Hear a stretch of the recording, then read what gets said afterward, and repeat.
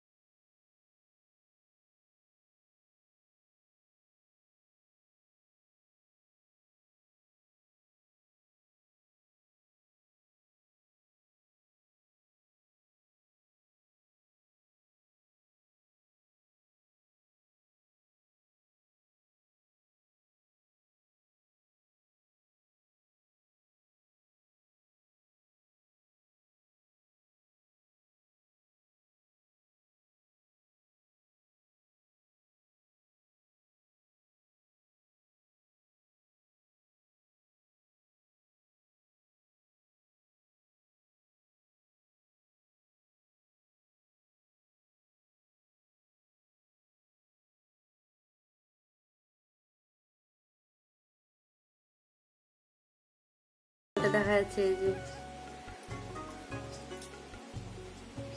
দেখে নাও পিছনে, যে এটা হলো ক্যামেরাগুলো, আর এখানে আছে ফিঙ্গার।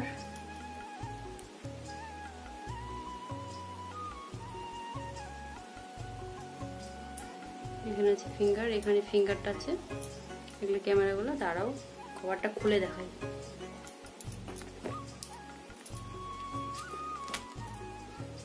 এই যে এরকম এই কালারটা, সাদাও না।